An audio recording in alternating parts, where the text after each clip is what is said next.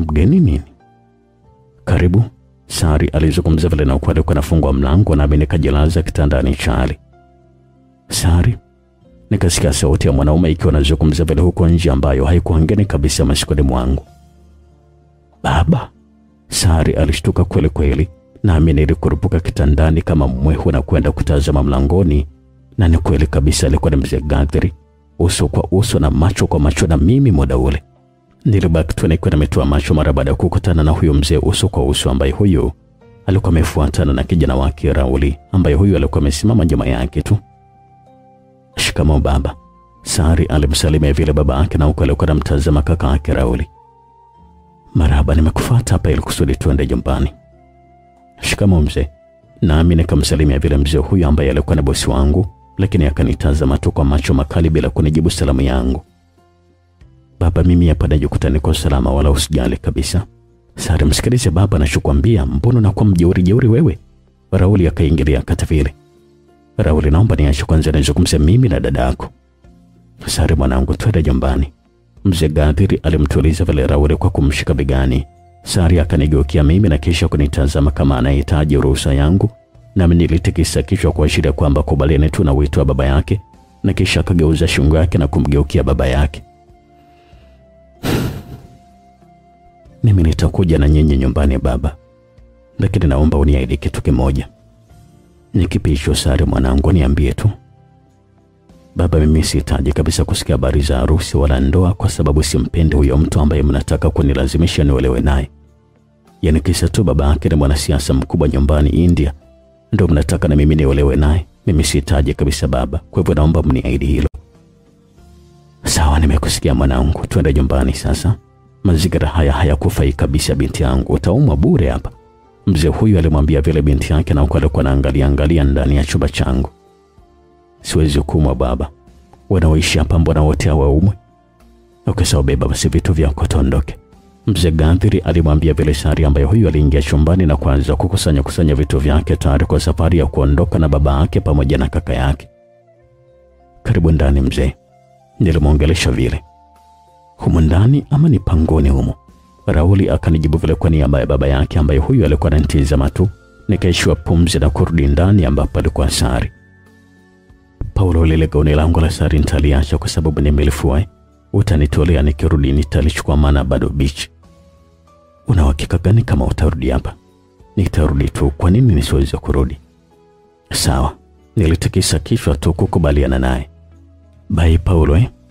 Kwaheri Sari, nilimjibu vile na kisha Sari alitabasamu na kugeuka haraka kutoka, lakini aligeuka tena na kisha kunifuata karibu. Kuna kitu muhimu sana nimekisahau Paulo, akaniambia vile akiwa ananishika mikono yangu miwili kwa sauti ya chini tu. Ni kitu gani hicho? Nilimuuliza vile, na badala ya kunijibu msichana huyo sasa mrembo akanibusu shavuni na kisha alitabasamu na kugeuka kutoka nje, nami nilishusha pumzi ndefu nikiwafuata nyuma, lakini kwa umbali wakati akitoka na baba yake na kaka yake Rauli mpaka kwenye gari lao lililokuwa limepakiwa nje. Waliingia ndani ya gari lilipoanza kuondoka. Sari akawa sasa alinipungia mkono kuniaga kupitia dirishani, nami nilikuwa nampungia mkono mpaka gari lao kubwa na la kifahari lilipotokomea kwenye upeo wa macho yangu. Paulo, wewe umempata wapi huyu msichana jamani? Niliulizwa vile na jirani moja, na huko alikuwa na wenzake waliokuwa wametoka kuchungulia, na kumbe nao walikuwa nyuma yangu tu akimwaga Sari, naye alikuwa anawaaga. Sikuwaona, nikajua muda ule nilikuwa naagwa mimi peke yangu, na kumbe tulikuwa pamoja na majirani wapangaji wenzangu. Ni story ndefu kidogo, nilimjibu vile huyo dada. Yaani ule msichana kumbe ni tajiri kwa jamani namna ile. Tutamisi jamani, alafu ni mchangamfu huyo. Anacheka na kuzungumza na kila mtu, yaani siku moja tu tumeshamzoea kama tumekaa naye mwaka mzima. Yaani pale mke umepata Paulo, kusema kweli. Mama mwingine alizungumza vile. Asanteni sana jamani, niliwajibu vile na kisha nikataka kuingia ndani, lakini nikaliwa na gauni la kihindi la Sari. Lile la Sari ambalo walikuwa wameniambia nimtolee alilokuwa amelifua lilikuwa linaning'inia tu kwenye kamba. Ikabidi sasa nilifuate nikaligusa kama lilikuwa limeanza kukauka, ndipo nikashindwa kabisa kuliachia. Nilibaki tu nikiwa nalitazama nikimkumbuka sana msichana huyo. Muda mfupi tu ambao Sari alikuwa ameondoka, nikaanza kuhisi upweke wa hali ya juu kweli kana kwamba alikuwa ameondoka mwezi mzima. Ikabidi sasa ile gauni nilitoe nikalianike ndani, wasije vijana wa mtaani wahuni wakakatiza, wakalipenda, wakalinyakua. Nilipofika nilikuta mboga aliyobandika Sari ikiwa jikoni inachemka. Nilitoa na kisha kumpatia mpangaji wa chumba cha pili tu aibandike kwake kusudia ile, maana sikuwa na hamu ya kula kabisa. Mtu wa kula naye ndio huyu alikuwa ameshaondoka. Nikaingia chumbani kwangu na kisha kujifungia tu mlango kwa ndani. Nilijitupa kitandani nikalala chali. Chumba nilikuwa nakiona kama kilikuwa kimepoa kweli kweli bila uwepo wa Sari. Nilianza na kuwazua na mwisho wa siku nikapetua tu na usingizi. Nilikuja kushtuka kama mishare ya saa 8 hivi za mchana. Ilikuwa na karibia saa 9 mchana. Nilichukua simu yangu na lengo langu lilikuwa niangalia kama Sari alikuwa amenitumia ujumbe wote na kunipigia kama amefika salama nyumbani, na kama hajafanya hivyo basi nimtafute mimi kusudi nimuulize. Nilipoitazama simu yangu sikukuta ujumbe wote wala simu ambayo haikuwa imepokelewa, yani miskolo. Ikabidi sasa nianze kumwandikia ujumbe Sari, lakini kabla sijaanza kuandika ujumbe ukaingia ujumbe mfupi kwenye simu yangu ambao huu kwa kudhani kwamba ni wa Sari. Nilifungua haraka lakini nikakutana na habari ambayo sio tu zilikuwa zimeshtua macho yangu bali ziliushtua hata moyo wangu. Meseji ilikuwa nasomeka hivi: Sari amepata ajali mbaya sana ya gari, yeye, baba yake pamoja na kaka yake. Ilikuwa ni meseji ambayo ilikuwa inamhusu Sari, baba yake Mzee Gadhiri pamoja na kaka yake Rauli kwamba walikuwa wamepata ajali. Meseji ile ilinichanganya kweli kweli. Muda ule sasa nikampigia Sari simu, lakini sauti ya kike ikanijibu: namba unayopiga haipatikani kwa sasa, tafadhali jaribu tena baadaye. Nilikata na kisha kupiga tena, lakini jibu lilikuwa ni hilo hilo. Nilipiga simu ile zaidi ya mara 15 tena na tena, na nikawa napiga kila zikipita dakika kadhaa, lakini bado jibu lilikuwa ni lile lile. Nilishuhudia simu yake ilikuwa inachaji. Nilikumbuka kwamba wakati anatoka Sari niliona kabisa kwamba simu yake ilikuwa na chaji vizuri kabisa ya kutosha na ilikuwa hewani vizuri kabisa. Sasa imekuwa vipi tena hapatikani sasa hivi? Wasiwasi ukazidi kunitanda nikihisi kama sielewe kabisa. Yani wakati mimi nataka kuzama kimapenzi kwa msichana huyu ndio majanga yanatokea tena anataka kuniacha. Nilikata kabisa kukubaliana na hilo. Nikanyanyua simu yangu na kisha kupiga tena na tena kwa zaidi ya dakika 10 bila majibu yoyote. Ipo sasa akili kanijia, nikaipiga ile namba ambayo ilikuwa imetuma ule ujumbe, lakini simu ya huyo mtu nilikuwa nimempigia iliita tu bila kupokelewa. Nikapiga tena na tena, mwisho wa siku ikawa nakatwa tu kwa makusudi. Yani ilikuwa naita na inakatika pale pale. Wakati ule nikaanza kuvaa raba zangu haraka miguuni kusudi nitoke, ingawa nilikuwa sijui kabisa natoka naelekea wapi. Yani nilikuwa ni kama niliyachanganyikiwa tu, na ndipo meseji ilipoingia kwenye simu yangu: habari, samahani siwezi kupokea simu kwa sasa. Tuko wodini, Sari amelazwa na baba yake pamoja na kaka yake. Hospitali gani? Nikauliza vile. Akanitajia jina la hospitali moja ngeni ya Kihindi ambayo hii nilikuwa sijui kabisa. Iko maeneo gani ya hospitali? Wewe chukua bajaji ama pikipiki alafu mwelekezi akulete mpaka hapa hospitali. Fanya haraka kama nakuja kwa mwana Sari, maana watahamishwa hospitali kuu masaa 2 yanayokuja. Hapa anapatiwa huduma ya kwanza tu kwa sababu hali zao ni mbaya sana. Ukifika hapo stendi nijulishe, maana hospitali hii ipo ndani karibia na nyumbani kwake na Sari. Akanitajia jina la hospitali kubwa la Wahindi pale mjini ambayo hii nilikuwa naifahamu vizuri kabisa, ambayo aliniambia watahamishiwa huko masaa machache yajayo. Sikutaka hata kupoteza muda.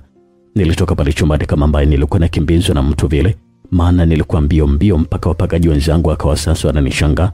Moja kwa moja nikaita bodaboda na kisha kuirukia. Nikamweleza yule bodaboda aendeshe kwa kasi sana, naye alifanya vile kama ambavyo nilikuwa nimemweleza. Nilifika kwenye stendi ile ambayo nilikuwa nimeelekezwa. Sikuwa na pesa kabisa mfukoni muda ule. Nilimtumia dereva bodaboda pesa yake kwa simu ile 10,000 ambayo ilikuwa imebaki kwenye hela ambayo Sari alinitumia kupitia simu ya rafiki yake. Dereva huyo akalalamika malipo ni madogo, lakini nikamwomba tu akakubali kishingo upande. Nilianza kutembea na huko nilikuwa naendelea tu kuwasiliana na mwenyeji wangu kwa njia ya meseji. Nimeshafika hapa kituo cha daladala, nielekee wapi sasa? Nilimuuliza vile. Sasa achana na hiyo barabara ya vumbi inayoingia huko kushoto. Pita kwenye uchochoro huu ambao unauona hapo, ni njia rahisi ya mkato, utatokea karibu na hospitali. Waichangamka haraka, daktari amebadilisha ratiba, unatakiwa uhamishwe sasa hivi. Aliniambia vile kupitia meseji. Nikaingia kwenye uchochoro ambao walikuwa wamenielekeza, ukiwa na uchochoro mrefu hivi. Nilikuwa sijielewi kabisa muda ule. Hata nilikuwa sijui kama mwili wangu uko duniani. Nilikuwa sijielewi kabisa muda ule. Yaani nilikuwa naona kama mwili wangu ndio uko duniani unatembea, lakini akili ilikuwa nje kabisa ya dunia hii. Nimeshafika tayari nipa kwenye uchochoro huu, naelekea mpaka wapi sasa? Nilimuuliza vile yule mtu, lakini niliona kimya, sijajibiwa. Kwa sekunde kadhaa sasa ndipo nikastukia kitu kizito kinatua kichwani mwangu nyuma kwenye kisogo. Nilijikuta nilikuwa naona maluelue tu, kizunguzungu na nyota za rangi tofauti tofauti, na kisha nikajikuta nilikuwa naanguka kifudifudi mpaka chini kwenye mchanga. Niliulamba mchanga na mwisho wa siku giza likatanda tu mbele yangu. Hajafa kweli huyo? Maana bosi amesema kwamba tumfikishe kwake akiwa hai. Nilisikia watu walikuwa naulizana maswali na milio kama ya gari, na huku mmoja alikuwa amekaa upande wangu wa kulia na mwingine alikuwa amekaa upande wangu wa kushoto. Hajafa huyo, wasiwasi wako tu, amezirai tu huyo, mwenzake alijibu vile. Wanamzungumzia nani? Nani kina nani hawa? Nilikuwa najiuliza pale maswali, na huko nilikuwa nahisi maumivu kisogoni. Nikataka kunyanyua mkono wangu na jishika kisogoni. Niligundua kwamba mikono yangu ilikuwa imefungwa kwa kamba ngumu, na hata macho yangu kumbe yalikuwa yamefungwa na kitambaa, maana hata mara baada ya kuyafumbua sikuona kabisa mbele. Wewe, tulia, niliambiwa vile. Nyinyi ni akina nani na mnanipeleka wapi jamani? Utaelewa tu tukishafika unapotakiwa kupelekwa, nilijibiwa vile, na huko nilikuwa naingiwa na hofu kubwa moyoni. Tafadhali sana jamani, kwani mimi nimewakosea kitu gani? Haujatukosea kitu sisi, lakini sisi tunakupeleka kwa yule aliyomkosea kusudi kumalizane naye. Na ukizungumza tena nitakupiga ngome ya mdomo kama nilivyokupiga gongo la kichwani kisogoni. Nilitishwa vile, ndipo sasa kumbukumbu zikanijaza wakati nikiwa nazungumza na mtu ambaye alikuwa ananielekeza kwenye simu kuhusu habari za Sari kupata ajali ya gari na kulazwa hospitali. Nikajua tayari kwamba nilikuwa nimeshatekwa bila mimi kujua. Gari hilo lilisimama na watu wale wawili sambamba na watatu ambaye ni dereva wakanishusha kwenye gari na kunishika kama mwizi. Walianza kunipandisha kwenye jengo moja ambalo hili lilikuwa linaonekana kama lilikuwa ni ghorofa hivi, maana lilikuwa juu, na kisha tulipofika mahali ambapo nilikuwa nahisi ilikuwa ni ndani ya jengo hilo, wakanikalisha kwenye kiti na kuniongezea kamba nyingine ambayo hii waliifunga kwenye mikono yangu kwenye kiti. Nikabaki njia panda tu, nisielewe kabisa kitu gani ambacho kilikuwa kinaendelea, maana macho yangu yalizibwa nisiweze kabisa kuona chochote ambacho kilikuwa kinaendelea. Ndipo sasa nilipohisi kama kuna mtu alikuwa anakuja tofauti na wale ambao walikuwepo. Karibu sana bosi, uliokuwa namtaka ndio huyu hapa amekuja, walimwambia vile yule mtu. Kazi nzuri sana, pesa yenu tutapeana kwenye gari. Mtu yule mwenye rafudhi ya Kihindi hata ongea yake aliwajibu vile, na alikuwa anashapia baadhi ya maneno aliyokuwa anazungumza. Nimewakosea kitu gani jamani mimi kwani? Naomba mniachie, msinidhuru. Nilikuwa najaribu kuzungumza vile. Hawajawakosea wote, lakini umenikosea mimi tu basi. Jamaa huyo Muhindi alijibu vile kwa Kiingereza. Alikuwa anaonekana hajui vizuri Kiswahili. Nilimuelewa vizuri kabisa kwa sababu Kiingereza mimi kilikuwa kinipiga chenga, hasa cha kusoma na kusikiliza, labda cha kuandika kidogo. Nimekukosea kitu gani? Vipi bosi, tumfungue macho? Mmoja alimuuliza vile. Mfungulieni tu, jamaa huyo Muhindi alijibu vile. Taratibu sasa nilitolewa kitambaa cha usoni na kumshuhudia Arjun, mchumba wake na Sari, akiwa amesimama mbele yangu akiwa anatabasamu tu. Nilimshuhudia Arjun, yule mchumba wa Sari, akiwa mbele yangu akiwa ananitazama na kwa alikuwa anatabasamu sambamba na jamaa watatu wa Kitanzania ambao hawa alikuwa amewapa kazi ya kuniteka na kunipeleka kwake. Nimekukosea kitu gani? Nilimuuliza pale, na huko mmoja wapo wa wale jamaa akiwa anatoa simu yake nyekundu na kuanza kunirekodi, na kwa alikuwa anacheka kicheko cha kejeli kweli kweli. Hujui kwamba wewe ni sababu ya Sari kutonikubali mimi ni muoe turudi India? Umempatia kitu gani yule msichana wewe? Sijampatia kitu chochote kile, na sio mpenzi wangu, yule ni rafiki tu, nilimjibu vile. Arjuni alishika kweli kweli kicheko kikali cha jeuri, na kisha kanitandika ngumi ya usoni pale pale kwenye shavu karibu kabisa na mdomoni, iliyonigeuza shingo mpaka nikatema damu na nikabaki tu nikiwa nimeinamisha uso wangu chini. Alinishika kidevu na kisha kuninua uso nimtazame. Rafiki yako tu wewe, sio? Yaani mpaka unalala naye chumba kimoja mara mbili, kitanda kimoja, na umeitoa bikira yake ambayo ni mimi peke yangu Arjun nilisafiri kutoka India mpaka hapa Tanzania kwa ajili ya Sari, ndio nilikuwa natakiwa kuitoa. Lakini wewe mtu mmoja tu usieleweka unathubutu kuharibu bikira wa msichana kama yule, msichana mrembo asiyokuwa na hadhi yako wewe. Na kwa mila za kwetu India unapaswa kuuawa kabisa. Ama nafikiri sina habari kwamba umelala naye usiku chumbani kwako mara mbili? Mara mbili kabisa, pumbavu mkubwa wewe. Inaweni wakufa kabisa wewe. Arjuni alikuwa anazungumza pale kwa hasira kweli kweli. Akanitandika ngome nyingine kwenye shavu jingine, nikabaki nimejinamia tu. Mimi sijamgusa kabisa Sari. Ninamheshimu sana. Na ninaheshimu sana wasichana, sipo kama hivyo ambavyo anavyofikiria. Nilikuwa najaribu kujibu vile na huko nilikuwa naugulia maumivu ya kupigwa usoni. Jamaa huyo sasa akanishogalia tena na kunichuchumalia mbele yangu na kisha akaninua tena uso wangu. Sasa sikiliza kwa makini sana. Unajua kitu gani ambacho nataka kukifanya mimi? Mimi kule kwetu India kila siku ninabadilisha wanawake tu. Na ninalalaga na wanawake kama 3 kwa siku. Sasa nitakachokifanya ni kumuoa huyu Sari kwa lazima na kwa namna yote ile. Maana wazazi wake wananiheshimu mimi kwa sababu ya baba yangu ni mwanasiasa mbunge nchini kwetu. Na wanawapitishaga mizigo yao kuja Tanzania bila kodi, na wanawazima pesa zake pindi wanapofilisika. Kwa hivyo sasa nitamuoa Sari, nitamtumikisha toki ngono na kila aina ya utumwa. Mwili wake nitaufanya kama mwili wa mnyama tu. Na nitampachika mimba na kurudi kwetu India. Nitamtelekeza hapa, nadhani wewe ndio utakayemlea mtoto wangu damu ya Kihindi kwa niaba yangu mimi. Utakuwa hujafanya vizuri kabisa. Sari ni msichana anayejitunza sana. Usimfanyie unyama kama huo. Sikiliza wewe Paulo. Kwanza lazima nimbake kabla sijamuoa siku 2-3 tu hizi.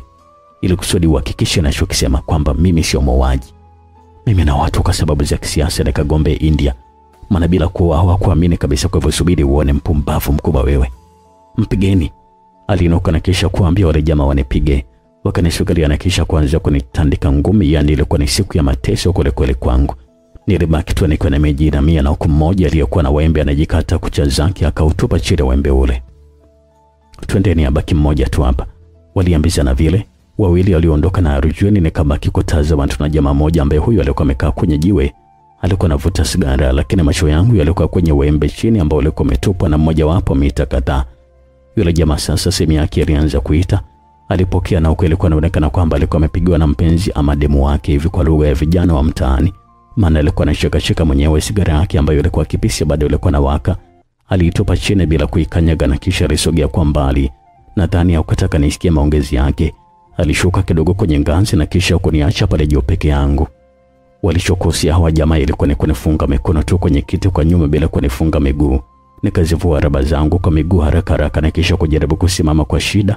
Nilikuwa naburuzika vile vile na kiti, na huko nilikuwa na machaguo mawili kati ya sigara ama wembe, lakini nikaufuata wembe na kujaribu kubana na kidole changu cha mguuni, lakini bado ilishirikana. Ikabidi sasa niiname na kiti niangukie wembe kwa nyuma. Nikaukamata wembe na kisha kukunja viganja vyangu nikaanza kukata kamba haraka. Na ndipo jamaa akasikia purukushani zangu kutokana na mlio wa kiti, akaanza kuja pale ambapo nilipokuwepo. Unafanya kitu gani hapo wewe? Akaniuliza vile pale ambapo alikuwa amenikuta nilikuwa nimelala nikiwa nahangaika na kiti, na huko nilikuwa namalizia kujifungua kamba. Akaanza kunikimbilia na akanisugalia mpaka pale ambapo nilikuwa, na kwa kuwa kamba nilikuwa nimeshazilegeza tayari, nikainua mikono yangu kwa nguvu na kuikata. Ingawa ilikuwa ni kwa maumivu, lakini nilifanikiwa kujitoa. Akanisugalia kwa nia ya kuinua ama kunipiga. Nikampiga teke moja zito katikati kwenye suruali, kwenye mapaja yake, kwenye sehemu zake za siri. Alibaki tu amejishikilia, maana teke lilibungia kweli kweli.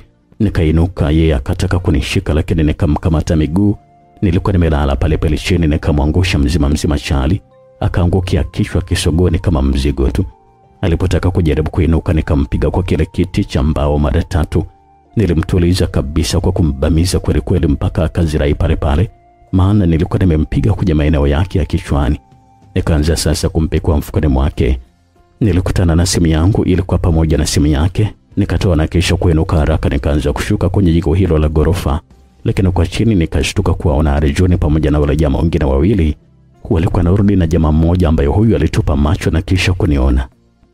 Yule kijana anatoroka yule, alipiga kelele vile, nami sasa niligeuka kutafuta njia ya kutokea wakati walikuwa napandisha ngazi kuja kunikimbilia. Niligeuka na kuanza kukimbia nikiwa na wakimbia wale watu, na wakaanza sasa kunikimbiza kwa nyuma. Arjuni pamoja na wale jamaa zake wawili, wale mwenzao nilikuwa nimempiga mpaka kazimia, alikuwa bado yuko chini tu, lakini alikuwa nakohoa mara baada ya kuziruka. Simama wewe, tutakuua. Jisalimishe mwenyewe kabla tuja kutwanga risasi. Waliniamrisha vile, lakini sikuwasikiliza kabisa. Na ni kweli kabisa, wala haikuwa utani. Nikasikia mlio wa risasi pale pale. Nikainama tu na kushuka chini kwa ngazi kupitia upande mwingine nikiwa bado tunakimbia vile vile. Lakini kwa mbele nilikutana na jamaa mwingine ambaye huyu alinipitia denge, lakini yeye alikuwa hana bunduki mkononi. Alikuwa ameshika kisu tu na kisha nikashindwa kuendelea mbele. Ikabidi sasa nijirusha kwenye dirisha moja, maana sikuwa gorofani tena. Nilitokea nje kabisa na kubiringika mpaka chini kabisa pamoja na kujichuna chuna na miba. Lakini bado sikuwa nimejali. Nilichokuwa najali mimi ilikuwa ni uhai wangu tu. Ikabidi sasa nitoke mbio mbio mpaka barabarani nusura nigongwa na pikipiki moja ambayo hii ilikuja na kufunga breki miguuni mwangu kabisa. "Wewe jamaa wa wapi wewe?" Dereva wa bodaboda ile akanifokea vile kwa hasira kweli kweli. "Kuna majambazi kaka. Kuna majambazi watatu waendesha pikipiki twende." Nilimwambia vile yule bodaboda na kisha alishtuka na muda ule sasa nilikuwa nimesharukia kwenye pikipiki yake kwa nyuma. "Majambazi wa wapi? Hebu shuka kwenye bodaboda yangu, sikweli kabisa unajua Kwani wewe ni dereva huyo?" Kabla hatajamaliza sentence yake tukasikia risasi jingine tena. Alishtuka kweli kweli na kuondoa bodaboda yake haraka, na huko alikuwa amekodoa macho tu akiwa anaangalia nyuma kwa woga, maana alikuwa amini kabisa kile ambacho mimi nilikuwa nimemwambia. Mwenyewe sasa alianza kuendesha bodaboda hiyo binafsi kwa fujo. Alikuwa anatetemeka kweli kweli, na dhani ilikuwa na kwa sababu hajawahi kabisa kukutana na porokoshani za risasi live kabisa kama hivi. Hiyo ndio ikawa ni pona yangu. Nilihema kwa nguvu mara baada ya kutoka kwenye jengo hilo ambalo lilikuwa porini sana tena nje kabisa ya mji. Huku ni wapi? Ndipo sasa nilipomuuliza yule dereva bodaboda. "Vipi umewafanya kitu gani kwani wale jamaa?" Alinitajia eneo hilo kwamba ilikuwa ni sehemu fulani, na ni kweli kabisa kwamba ilikuwa ni nje kabisa ya mji. "Ni story ndefu sana kaka, lakini nashukuru sana kwa msaada wako. Na ninashukuru sana kwa kuniamini, ningekufa waliniteka wale jamaa." "Polisi na ndugu yangu hawatatufuatilia kweli, usijue kanisababisha balaa na mimi sasa hivi?" Jamaa aliuliza vile, na ukweli alikuwa anatazama nyuma kwa uoga kweli kweli. Tulifika maeneo ya mjini na jamaa huyo ni kama alikuwa ni malaika aliyetuma kwa ajili yangu hivi. Akanisaidia nauli ya kurudi nyumbani. Niliingia kwenye magari ya abiria ya kunileta nyumbani, lakini watu walikuwa wananishangaa kabisa vile ambavyo nilikuwa ni mchafu na nilikuwa nimevimba ndani ya gari, na sikujali kabisa maana uhai wangu ndilo lilikuwa ni jambo nambari moja. Nilipokuwa ndani ya daladala hiyo sasa nikaona hili gari la kina Arjun lilikuwa nafika kwenye stendi hiyo. Nadhani walikuwa nahisi lazima nitakuja hapa kupanda gari za kuja mjini, maana hakukuwa na njia nyingine mbadala. Wakashuka watu watatu, Arjun pamoja na wale jamaa wawili wengine. Yule ambaye nilikuwa nimemzimisha alikuwa ndani ya gari. Nadhani alikuwa hajiwezi kabisa kutokana na kichwa chake kujeruhiwa na kiti ambacho nilikuwa nimempiga nacho, maana nilimwona alikuwa amekaa tu kama amelala hivi. Waliposhuka wakaanza kuangaza macho kulia na kushoto. Walikuwa wanatafuta mimi. Waligawana, mmoja aelekea upande wa kulia na mwingine aelekea kushoto, na Arjun alibaki pale peke yake. Na alipoliona gari ambalo nilikuwemo mimi lilikuwa linapakia abiria, mara baada ya kukaribia kujanza akaanza kupita madirishani kujaribu kunitafuta mimi. Nilikuwa nimekaa kiti cha dirishani, nikainamisha kichwa changu kujificha sije akaniona. Kondakta wa gari hilo sasa ambaye alikuwa amesimama mlangoni akamfuata. "Brother, vipi unashungulia kitu gani wakati siti zipo?" "Hapana, kuna mtu tu anamtafuta hapa." "Huyo mtu yuko wapi?" Konda alikuwa anamuuliza vile Arjun. Arjun aliinama tu na kuchungulia ndani ya gari hilo. Ilikuwa ni haisi na mimi nilikuwa nimekaa tu nyuma kabisa gari hilo, nimeinama tu asije akaniona, halafu likawa ni balaa jingine. Na yupo." Alijibu vile, na ukweli alikuwa ameweka mikono mfukoni na ukweli alikuwa anapiga uruzi. Akarudi kusimama kwenye gari yake. Wenzake walikuwa bado hawajarudi kule ambako alikuwa amewatuma. Nikawa nasali sasa kimya kwamba hisi hii ambayo nilikuwa nimepanda ijaye na kusudi iondoke, maana balaa lingeniangukia mbele ya jamaa huyo Muhindi ambaye huyo alikuwa amekusudia kabisa kuniua safari hii, kwa sababu nilikuwa nimeshamtambua.